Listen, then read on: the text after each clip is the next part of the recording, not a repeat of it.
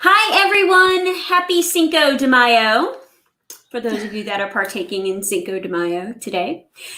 Welcome to another edition of the Business and Learning Show. We are live. So for those of you that haven't ever seen the show before, this show highlights tips and tricks entrepreneurs can use to grow and sustain their businesses.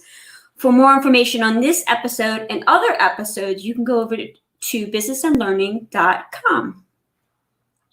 So we are jointly streaming tonight on Facebook and YouTube. So make sure to leave us any comments, questions you may have for Alaina. Oops, that way. or myself or both of us. I get confused with the camera, so just whatever. Yeah, whatever. And it's backwards, so it's difficult. Like everything appears backwards to us. So Yes. So what's been going on, Alaina? What's going on with you? What's been going on? Well, our family's moving in 1 week. That's exciting. Yes, moving a family of 7. Thankfully, it's not across the country like we've done before, but still moving a family of 7 amidst a pandemic and of course, building a business and everything else, all of that moving. So right now, really trying to keep a hold on my time management and what projects I'm working on and keeping my focus so that I can keep things moving forward. Because right now I've got a lot of momentum and I don't want to lose that. So that is what's going on with us. How about you? Just, it's Groundhog Day around here. Every day feels like the same day over and over. Saturdays and Sundays. Ever. Yeah. I love that movie. Anyway, but yeah, that's kind of what it feels like around here. This weekend was pretty cool. I got to attend the Rise Live event that Rachel Hollis and her team over at the Hollis Co. Yes, completely virtual event. There was all kinds of social distancing happening. But it was really cool. I have read a lot about it. I've seen a lot about it whenever they were having their live in-person events. Always wanted to go. So this kind of popped up and I thought, well, I can't go anywhere, and the tickets weren't that bad price-wise. And I think they said they had 65 countries represented at this event. Oh, wow. So from having put on live events before, when we did it with Business and Learning back in 2006, 2007, I can't even begin to imagine what the behind the scenes stuff was like to do that. But the technology is there now. So But it was an amazing event. So yeah, pretty excited about seeing that. Yeah. You also have a graduation coming up. I do. Oh my gosh. Yes. My youngest child, my last little baby, she graduates on the 17th of May. And that's the original date. We're still having a in-person graduation that we're aware of. Along with all the requirements of social distancing and all that good stuff here in Iowa. But we, as you know, Alaina, we live in the middle of nowhere, Iowa. So we live in a small town, so. Live in a very small town. I think there's 85 graduates. So it's really easy to social distance because there's a lot of people. Yes. So as far as we know, it's still at the high school gym. It's still on track to be the 17th, and Rebecca's last day of school is May 15th.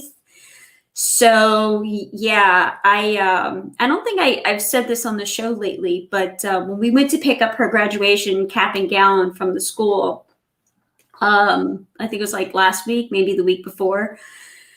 Of course, we had to drive up in our cars, and they came out and they handed it to her, and I burst into tears. I did. No. I did. I fully, she's probably like, oh, dear Lord, Mother, why are you telling the entire world this? But yes, I did. Sorry. I'm a mama, and that's what happened. It's what mamas do. Yes, absolutely.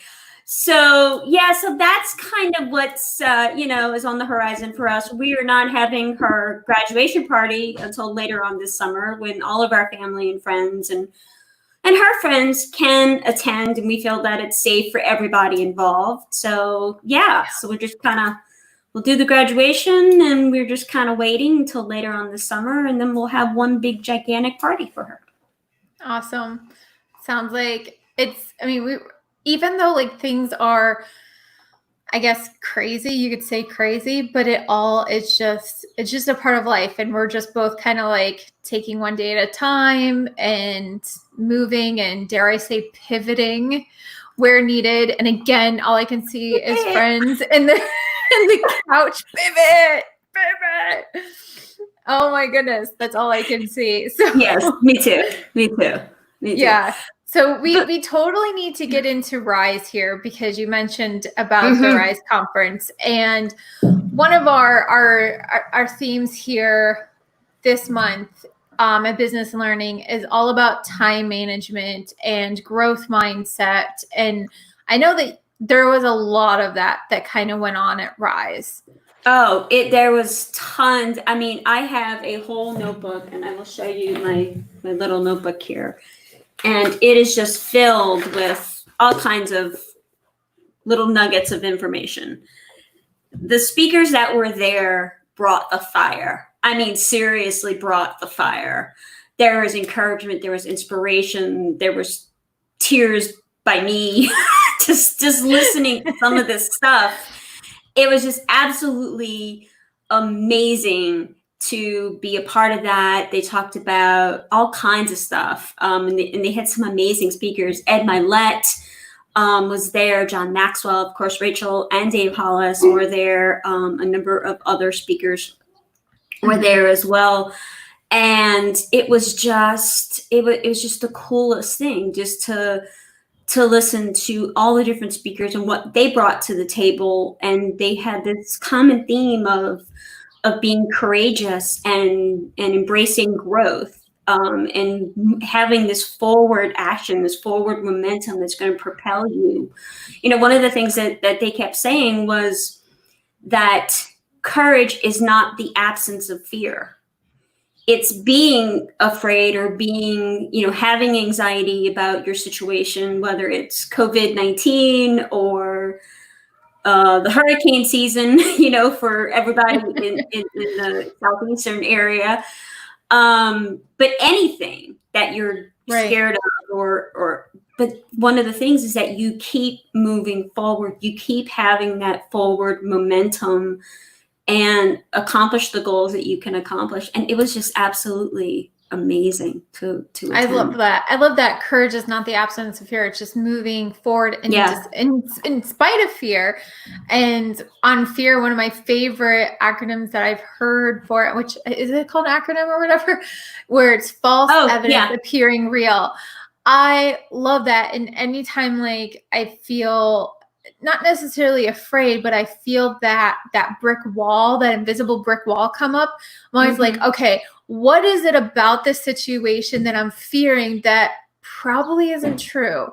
So I love that. And so now I have even more to go with my little false evidence not, appearing real, is if I can get through this, think of how courageous that is. Think of how much of a win that is for myself to bust through that, to bust through it. So, So did you have a favorite speaker?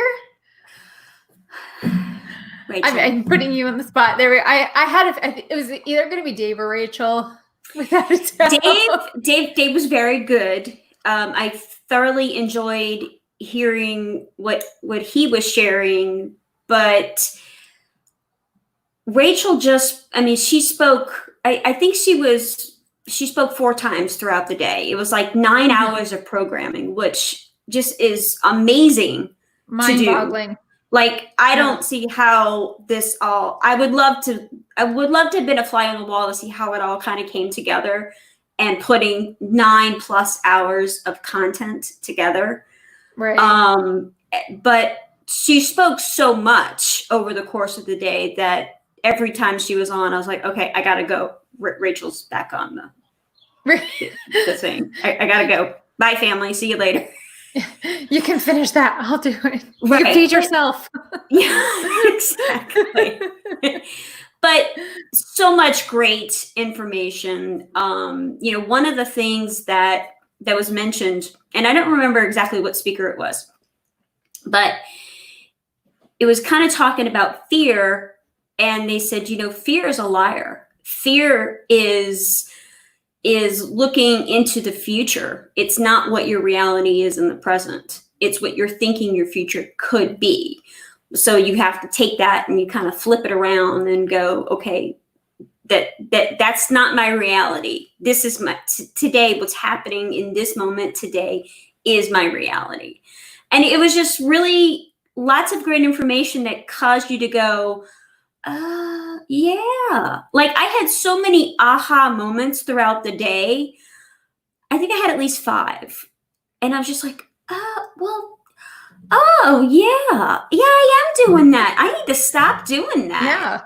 Yeah. So just amazing. Yep.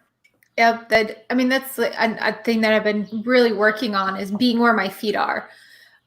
There's so many times that something comes up and I get into like the earth story or into this, like tumbleweed of this could happen or this could happen. And I'm trying to play it out in my mind. It's almost like when you were in middle school and you'd have to go around the room and everyone's like reading a paragraph or two. So you'd hurry up and count how many people were, count how many paragraphs were, and you'd read your section, make sure you knew all the words and you're like, okay, this is okay. I got it. And then you get to the section, you're like, I miscounted.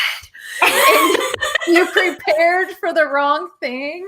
Like I almost feel like that's what happens now, but in like an adult situation where you're thinking about like, your kids, whether you're like going to a worst case scenario, if they're not, picking up their cell phone, they're like, are they in a ditch somewhere? Are they like, were they kidnapped? And it's just like, no, they just had the phone on vibrate and legit didn't hear it. Yeah. So you do that.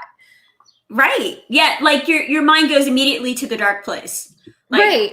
Like, so it's like, yeah. So you're in the future. You're in a place that hasn't happened. So it's just like, okay. I'm in my office. Everything is cool.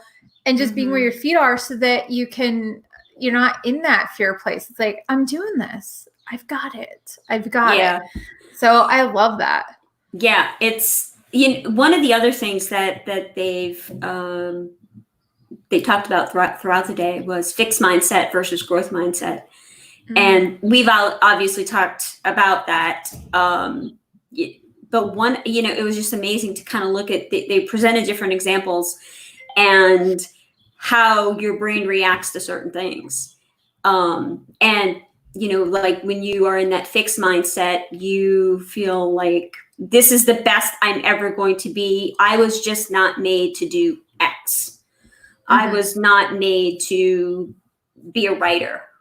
I was not made to do these things. Well, that's not true. You want to be a writer, go write, says the person who wants to write a book but has not yet. Don't anyway. That's a whole other topic. We'll get into that later. Exactly.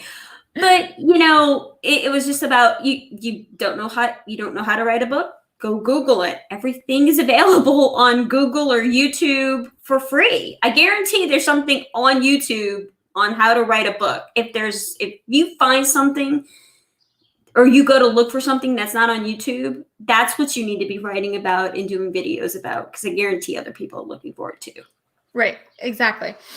And I love that. And you have to think about like in different situations just like that, like doctors.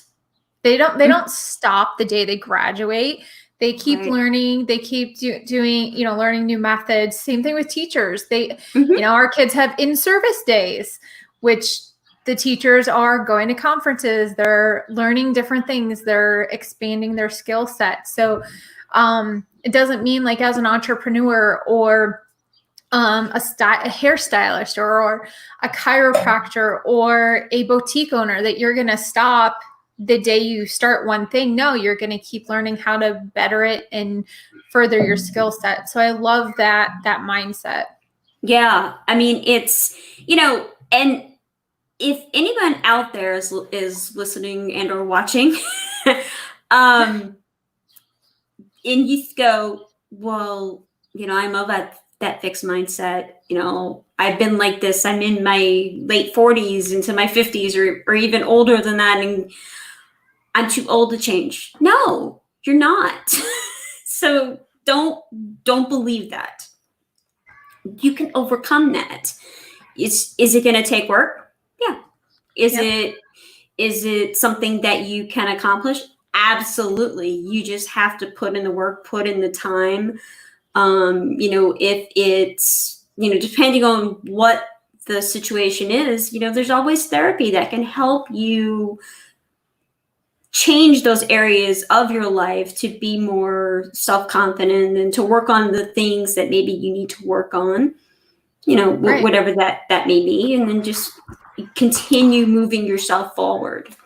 Yeah. And if you're ever like, okay, I just don't know where to start, I don't know what to do, reach out to us. Reach out to Team or I and businesslearning.com. We've both have been there. We've both been in that place. Like right now, Tammy's in that place working through, I need to start writing my book. Mm-hmm. It's called selfpublishingschool.com, Tammy. There you go. She just totally called me out. Yes. There will be a draft in 2020. It could be December 31st of 2020.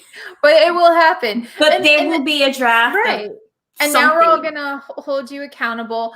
Yes. And maybe that's it. Maybe you need someone to hold you accountable. Maybe you need someone not necessarily to hold your hand or be a cheerleader, but maybe you need someone to be the accountable kick in the booty to say, you can do this. And I'm going to help you and do that tough love, because sometimes that's what we need. So you definitely can do it.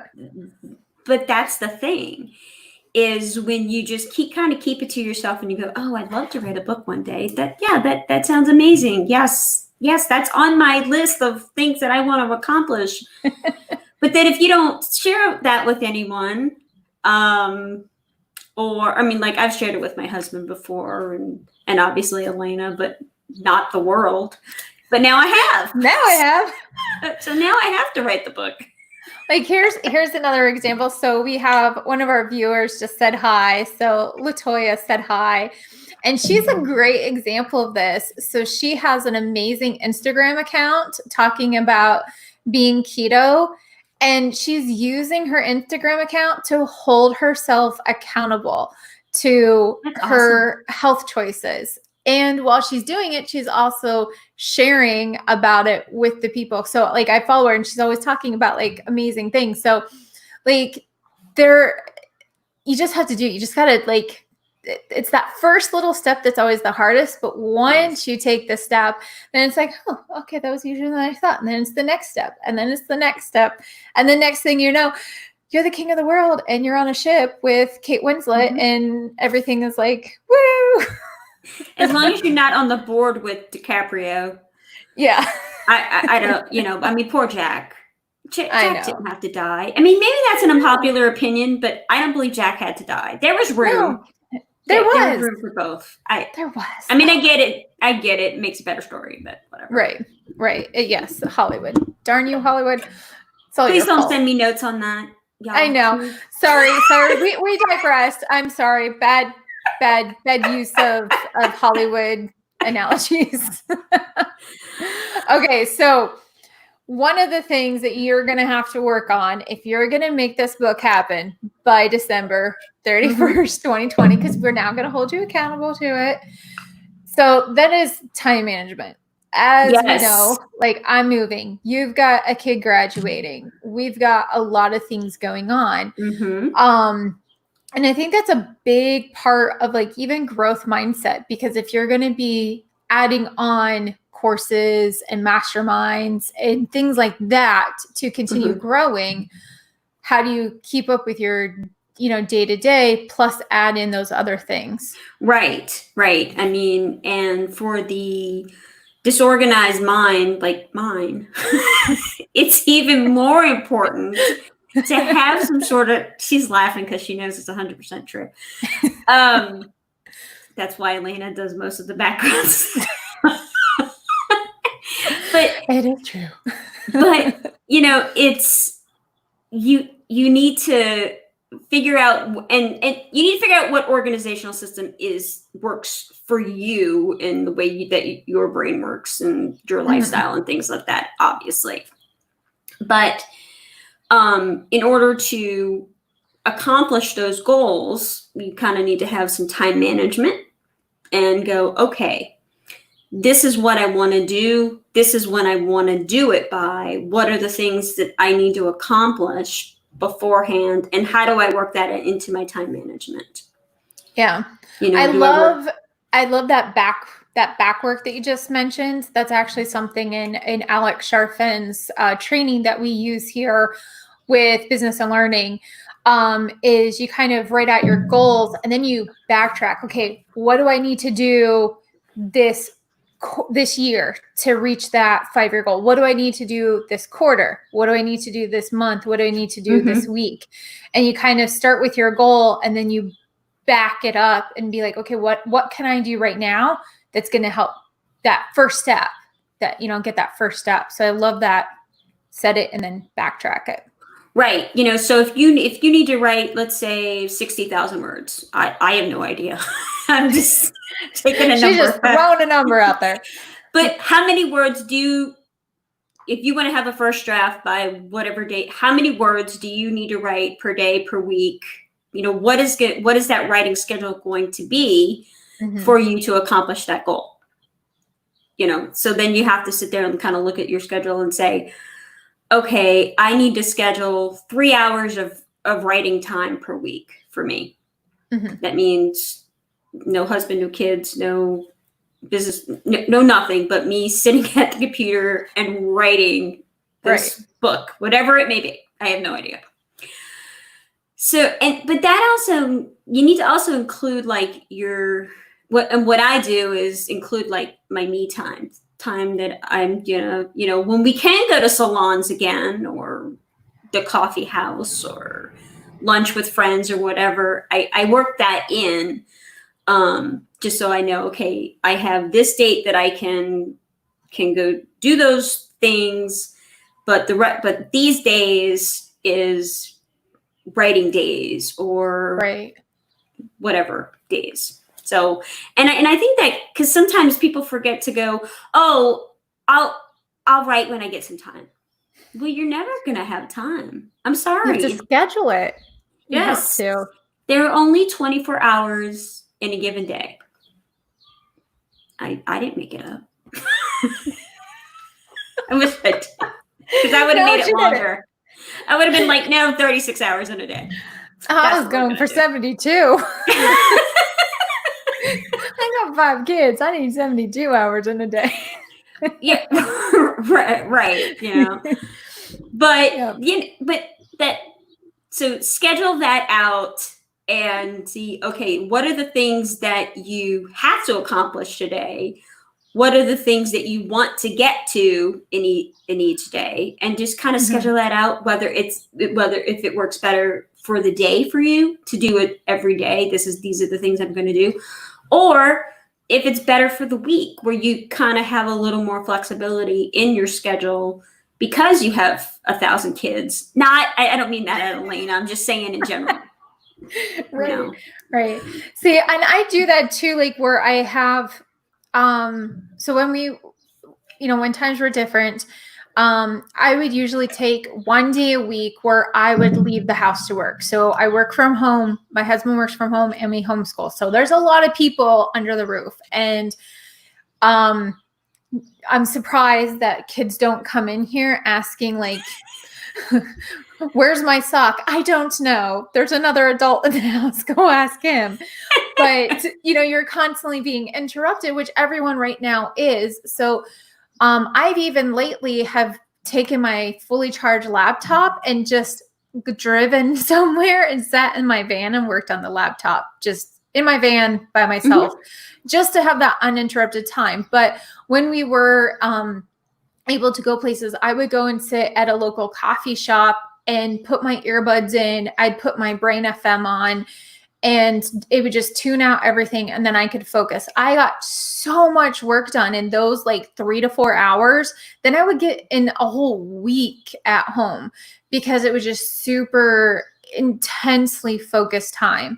So if you're able to do that, I really encourage, finding those little chunks where you can have completely uninterrupted time. So it may be getting up early, and be, doing some of the stuff before or people staying get up late. Right, or staying up late. Yeah. Don't get up I'm dead to the world. To. After this show, I'm like, okay, it's time for my nighty night. I'm out. I've got a kid who gets up way too early. So finding those chunks for me is usually what works. And one thing I often forget is about the me time, but I kind of use it as me time even though I'm working. Like it's still my time to kind of decompress and not have people pulling on me and hanging on me, and asking for me. But in one of the sessions, I believe Ed mentioned something that you really liked about a day and mini days. Yes. So Ed Milet, amazing speaker, global entrepreneur. I think he said he has like 23 businesses that he owns, which is just like crazy. Like I want to know how he does that. Yeah. So he basically gave us a little bit of insight. What he said is he takes one day and he turns it into 3 mini days. So he'll do from like 6 a.m. to noon to 6 p.m. and then 6 p.m. to midnight. I want to know if he sleeps, but I was going to say, it doesn't sound like there's any time to sleep or eat or anything. Right.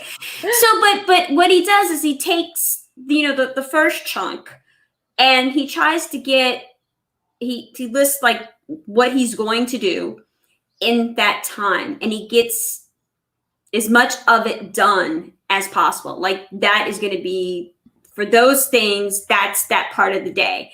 And so he kind of, how most people do, okay, in this block, I'm going to have, this is what I want to accomplish today. 1, 2, 3, 4, 5, 6, however many things. And so he kind of does that. And then when he gets to the next block, he makes that list again. Okay, these are the things I want to get to. Boom, boom, boom, boom, boom. And then he does that for 3 blocks of the day. I don't know if I could do it Ed's way because I need to sleep and eat. But I love the idea of that, of getting to, breaking it into 3 separate chunks or even if it's 2 separate chunks, or depending on how your lifestyle dictates your daily schedule, and looking at going, okay, during these times, I'm going to get these 5 things done or these 3 things done. Boom, boom, boom, done. Get it off the thing. Then when the next block of time starts, go, okay, what do I need to get done during this time?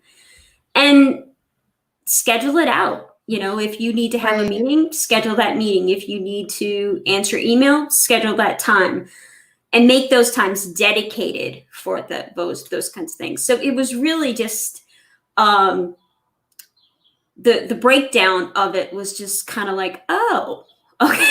Never really, usually. It sounds like, I'm trying to remember what it is. I have the journal. I think it's like my success journal. I think it's by the guy who does Entrepreneur on Fire or something, but there's 3 different sections. Like these are the 3 things I'm going to do. And you do and you can write down how long you're going to do it. So whether it's like 45 minutes, 95 minutes, you do that. And then you take a dedicated break, 15 to 30 minutes. And then you do the next thing, take the break, do the next thing. And I like that because you're so much fresher when you come back at that beginning, and you can really like your creative juices are flowing, you're more focused, you're not like at the end of a dedicated section where you're just like, I just have to go to the bathroom and get a drink. And oh, isn't that a pretty birdie? And like, it's like everything is like squirrel, squirrel, squirrel. Like you're just, you're just out there like Tammy. Bright and shiny object syndrome. It's a real thing. It is. I don't know if it's a billable diagnosis, but it's definitely a real, well, at least for me in ADD land, it's definitely a real thing. You know, one of the other things that was mentioned, and I've heard her say this before, Jen Hatmaker, best-selling author, was talking at the event over the weekend, but I've heard her say this on her podcast and stuff before, but one of the things was, if it's not a hell yes, then it needs to be a no. I need to work on that. Me too. Oh, wow. So, but I need to tattoo that somewhere where I'm going to see it, like maybe on my head or something in back reverse. So when I'm looking at a camera, talking to someone, I can be like, no. It's gonna be my new background. Yeah, I know. I'm going to put it right there. But yes, and it made sense because, you know, I mean, especially as women, how many times do we have this situation? Somebody calls you and says, "Hey, can you help me out with doing this thing? I really could use your help." And you're kind of like, well, sure. Yeah. Right. Yes, Yeah. I'd love to. Because I'd love to help you. And depending on what Enneagram you are, it might be like, oh my gosh, yes, sir. You know. But I think if more people, because then we sit there and go, I really don't want to do this thing. Mm-hmm. I, you know, hold up, you know, try and figure a way out of it. Where if you just someone gets sick, hurry up. Yes. Or if you just said, you know, I'd love, but I just don't have the time. I can't. Or just a simple no. Mm-hmm. You know, I wear a necklace that says not sorry. And that's my reminder to not say, sorry, I can't, but just no. Right. Just, no, so what do you think it is about it? Is it the people pleaser in us? Is it the hear me woman, or I am woman, hear me roar, I can do everything? Like I think so. I think, you know, as women, we don't want to, you know, we don't want to appear as, I mean, I don't know, bitchy or not being helpful or any of that. And I just think that we just go, oh yeah, I'd love to help. Yeah, sure, I can pick up your kids. That's no problem. Yeah, I can do this or do that. I can write a 25-page report and have it to you tomorrow. Sure, no problem. I'll get right on that. Yeah, but because I don't see, like, my husband or other men in the business world, or even with their friends, like, if they can't do it, they'd be like, dude, no. I can't do it. And they usually say it like that too. Dude, no. No, I don't want to help you move. Where we're like, oh yeah, sure. Yeah, I'll be there. Sure. You know, I'll bring pizza. It'll be fun. Yeah. Not only will I be there, I'll bring snacks. Right. So I think that as women, we need to be able to sit there and take that power and go, you know what, as much as I would love to, I've really got way too much time on my plate, or just a simple, no, I can't. Yeah. Good luck. Or, you know, those kinds of things. And I think that also kind of goes back to like the time management. If we know we're working on these certain blocks and stuff like that, and the thing is, like, for you, Tammy, you want to write a book. So if someone comes to you and says, can you do this? It's like, well, I could, but then there goes my goal. And is it really worth that? Is it really worth me losing that goal? You know, like, especially with me right now, taking on anything extra, that means I'm not with my littles while they're still little and cute and they actually like to be hugged and they actually give you kisses. It doesn't last long. It doesn't last long. And so I know I need to be there for it, because I mean, I'm missing it. I'm missing words already. So I know it's so cute. He'll be 2 soon. But and I think that's like a big reminder. So now I just need to figure out a way to to make that a reminder for myself, because we can sit here all day and say this is what you should do, but like for me, I need to be that living example, because I have such a hard time saying no. And so I really, really love that. If it's not a hell yes, no, it's a no. Yep, it's a no. You know, and one of the other things, and I've been kind of talking about this probably since Business and Learning started, was if you have stuff that you don't like to do, it's not bringing in that income for your business, or you just really hate it, like me with accounting, hire someone that does that, enjoy that. I don't know why they do, but there are people that do. So send that stuff to them so you can focus on the things that you truly love to do, or hire a virtual assistant. And, you know, I know I may hear, well, I can't afford that. And okay, right now, okay, maybe. But we're all going to get to a point where we are going to have more discretionary income, and we're going to have more available income to do that. Then you can go, okay, you can hire, I know a virtual assistant that works for $17 an hour, you know. I know some that are even less. Yes. So, you know, definitely see what are the things that they can do for you, and send that stuff over to them. You have a podcast and you don't like doing the editing. There's lots of people that do that. Right. Yeah. And I think the other thing too is if it's a numbers game, if your response is, I can't afford that. Okay, let's look at that. How long does it take you to reconcile your account each month? 10 minutes? Like for me, it takes me about like 15 minutes because I love it. I'm a numbers person. I love doing it. Like I'm weird. I love tax time. It's like the best. It's like Christmas. I know. Don't send me messages about it. I know I'm weird. It's okay. And that's why you're here. That's why people love me, because I'm weird. But if it takes you an entire day to reconcile your accounts, what could you be doing? Could you pay someone $17 for 1 hour because it only takes them an hour to do it? And now you've just gotten back like 9-10 hours of your life that now you can bust out content. You can create a new product. You can finish the display in your store. You can get your product into like 5 other wholesale accounts. You know, you could write the book. You could write the book. Like Emily Hirsch did it in 3 days. What can you do in 3 days? Right. So, you know, so if it's going to be a numbers game, then actually play the numbers game. What is your time worth? How long does it take you to do it? And then figure out, okay, so what can I honestly afford? Because you may come to find out, wow, you're really expensive. You know, you may be charging yourself and your business $200-$300 an hour, where you can outsource it and you've, you know, just saved yourself all that. So yeah, amazing tips. I love there's so many nuggets right here to think about with the time management and just the growth.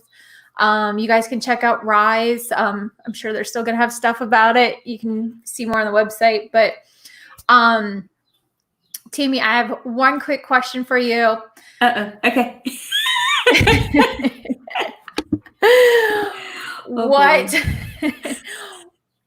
What is your number one key takeaway out of Rise, if you can come with one different thing? Or one specific, not different.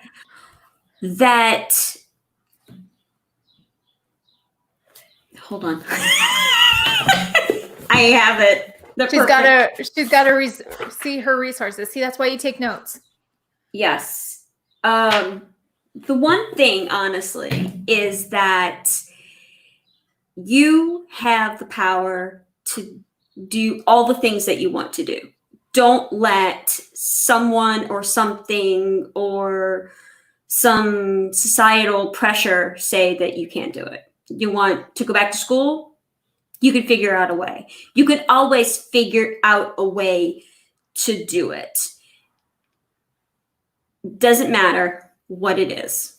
You can figure out a way. It may take you 5 years, it may take you 4 years, it may take you 6 months, whatever the timeline It may needs to take be. you 5 minutes. Right, it may, but I guarantee you have it within you to do it, and you just need to unlock it. Really, get on That's that a good horse one. and go. Yeah. That's a good one. Love it. Yep. So Love it. we're about out of time, or actually we're a little over, but that's okay. That's okay. So thank you everyone so much for joining this special edition of Business and Learning Live. We will be back next Tuesday, 7 p.m. Central Time. And Alaina, who do we have next week? So next week we have the most amazing duo from Face Flawless Skin. So they are two wonderful, amazing ladies. They got amazing Instagram accounts. They're talking beauty products, and they have really stepped outside the box of just like, here's a demo of some concealer. Like, no, they treat this. No, I'm not trying to make fun, Right. but they treat it like a legit business, and they've made a business out of it. So we're going to be talking to them and learning how they took something that they love and they turn it into a revenue generating business. And they got their stuff into a major retail outlet. Yep. So we'll hear all about that. We'll find out about how they did that and everything next week, May 12th at 7 p.m. right here on Facebook and YouTube. Awesome. Well, thank you guys so much. Head over to businessandlearning.com for more information, to learn more about us and see what we're up to and what we do. So you guys have a great week. Happy Mother's Day to all the moms, soon-to-be moms, surrogate moms, whatever. You guys have a great week. See you next time. Great. See ya.